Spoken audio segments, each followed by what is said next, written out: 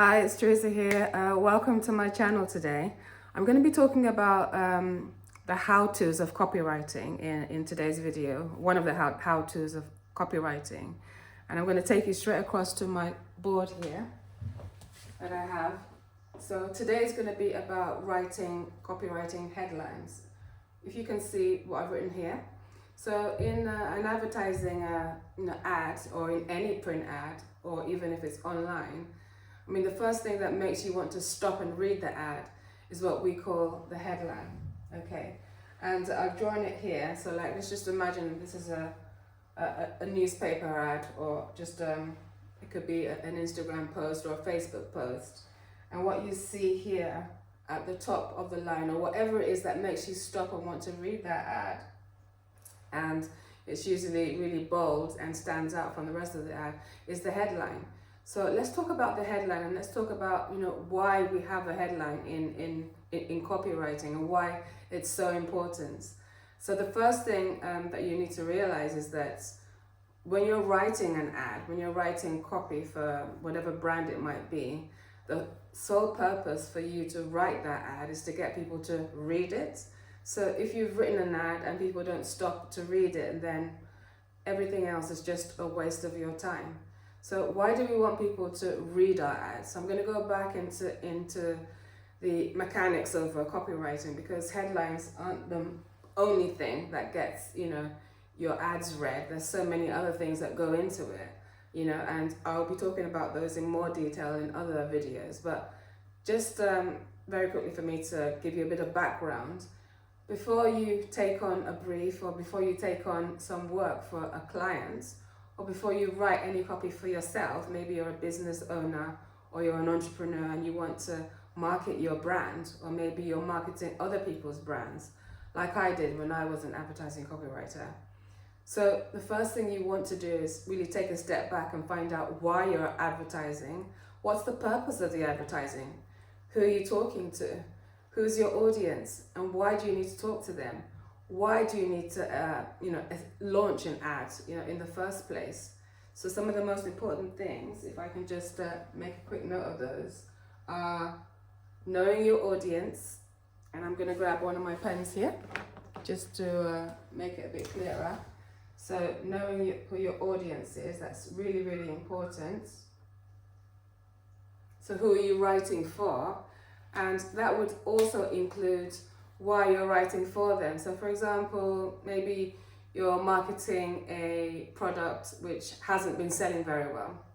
And for example, you want your sales volumes to start to pick up. So you would either one, hire a copywriter, or two, write copy for yourself. And what you would try to do is try and get those sales volumes up, is try and find out why people aren't buying from you. And to do that, you need to understand why your audience is actually, why they actually buy from you in the first place. What are some of the things that interest them? What are some of their hesitations? Why wouldn't they want to buy from you? Maybe you want to look at the competition and the other people in your market, and what kind of products are they selling as well.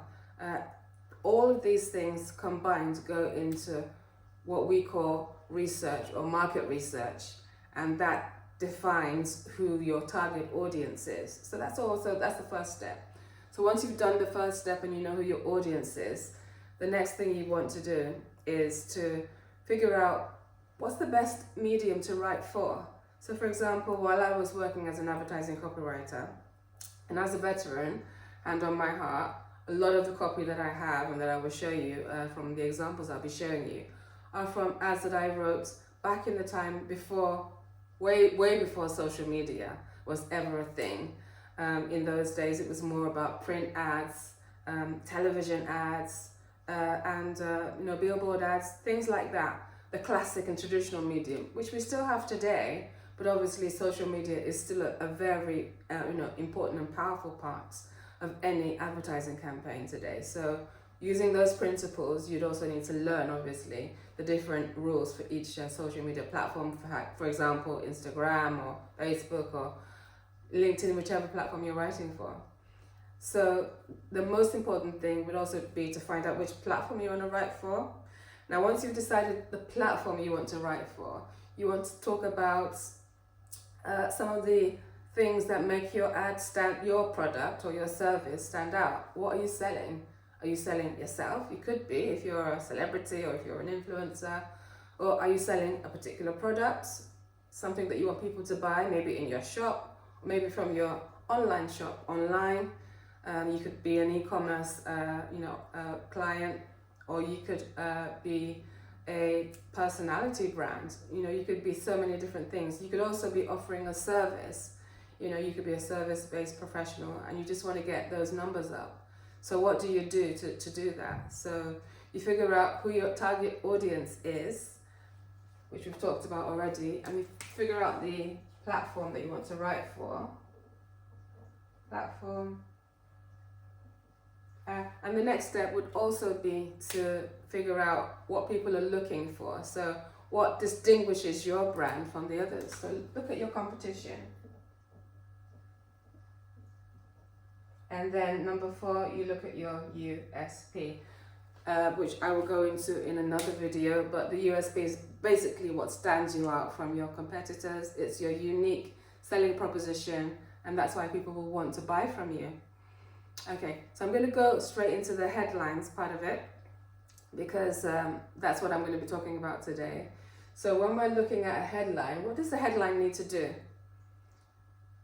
That's right, it needs to make you stop. It needs to make you want to, open, if it's a newspaper, obviously to read the actual, detail in the ad. But if it's, let's say, an Instagram post, or if it's a Facebook post, then that headline, that bit of copy at the top, which makes you which stands out, must make you want to click on it, right? So some of the really important things that make a good headline stand out is that they make you want to click on it, so good click-through rates. They also want to make you open it. Yeah, so sometimes a headline is just like a signal for you to click on a link so that you can be taken to another website where you can be given more information about the product and about the service, and for you to make up your mind as to whether you actually want to buy it or not. So some of those things that headlines do, that they need to have good click-through rates, good open rates, especially with social media. But also a headline needs to be, I always love to use the word memorable. So I use the word memorable because a number of ads, that have stopped me in the past are ads that I can just remember. For example, if I think about certain brands, if you think about your favorite brand, for example, because I don't want to be marketing any particular brand on this channel, but think of your favorite brand and think about the words that come to your head when you think about those brands. So that's what headlines do. They make you want to stop and they make you want to, have a second look. I have a particular group of headlines that I've written here for a particular client while I was working for an advertising agency.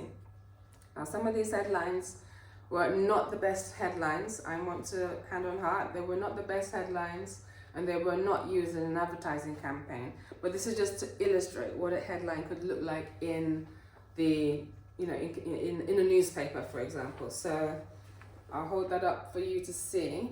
So that's the headline there, where you can see, you can read it clearly. A prudent student has all it takes to scale through examination hurdles. This was an ad I pitched to a bank. It was a finance company, a bank, who were changing the direction in terms of, what they wanted to, how they wanted to be positioned. And I came up with this and so many other headlines there. But this is just for me to illustrate where a headline is placed and where you put the headline. Another variation or another different headline is this one here. So again, marketing for the same brand, but just a different kind of headline. So this one says, you don't need to teach a prudent pair new banking tricks, okay? And that's not to say that's, I have any bias against people, whether they're young or old. It's just an idea that came up and that we used in our, when it was time to pitch this clients.